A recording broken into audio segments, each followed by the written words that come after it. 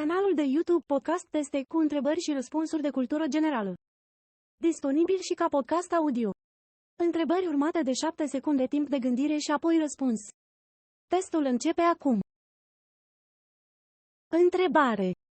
Care din următoarele nu este o plantă? Variante: gherghină, gerunziu, mătreața bradului sau osul iepureelui.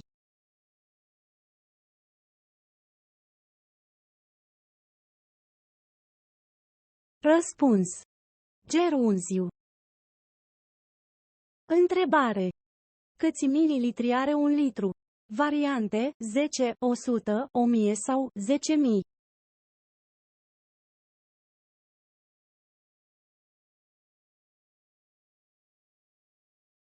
Răspuns: 1000. Întrebare. Care din următoarele este opera lui Antonio Vivaldi? Variante: Flautul fermecat, Requiemul german, Anotimpurile sau Parsifal.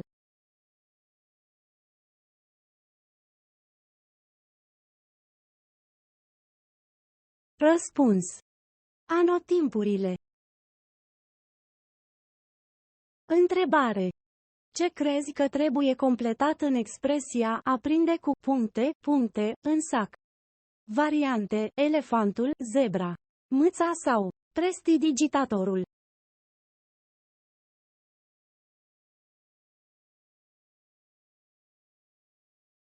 Răspuns: mâța. Întrebare. În ce mitologie întâlnim zeița Minerva? Variante: slavă, japoneză, iraniană sau romană.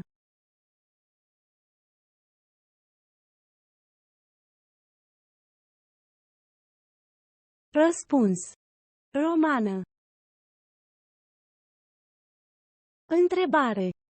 Scriitorul Marin Preda este autorul romanului, variante: Marele lunatic, Marele moment, Marele singuratic sau Marele moromete.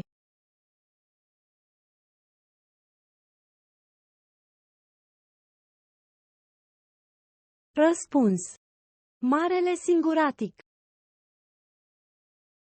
Întrebare. Unde se retrăgeau haiducii din Muntenia în timpul fanarioților? Variante: în Codrii Vlesiei, în Peștera Urșilor, în Mănăstirea Putna sau în Polonia.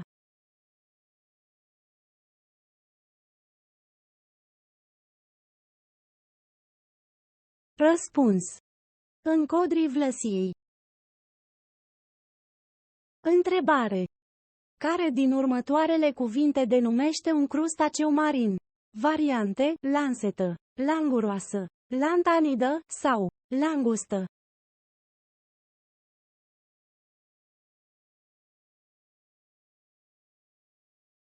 Răspuns: langustă. Întrebare. Cum se numește unealta din oțel care servește la marcarea obiectelor din metal? Variante: poantă, poamă, poanson sau pocal.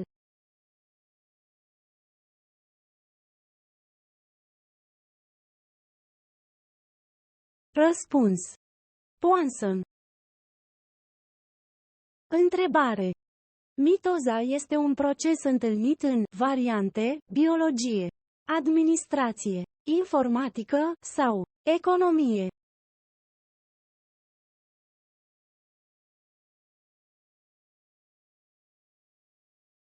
Răspuns: biologie.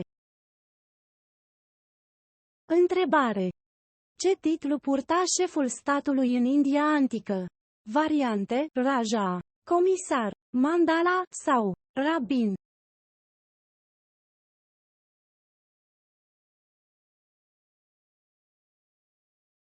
Răspuns: Raja. Întrebare. Ce denumire au uneltele epocii de piatră? Variante: sienit, boș, silex sau traforaj.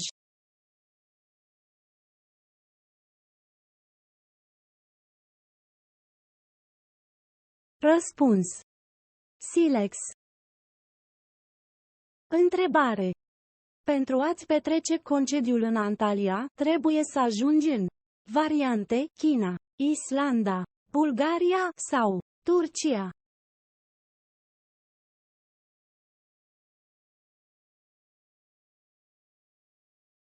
Răspuns. Turcia.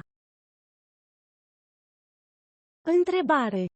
Când servesc englezii un breakfast? Variante, noaptea, seara, dimineața sau la prânz.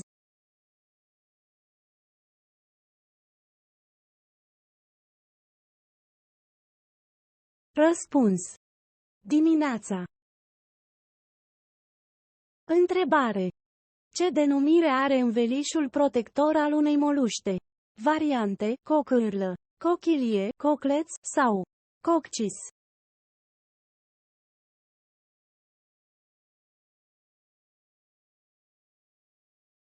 Răspuns.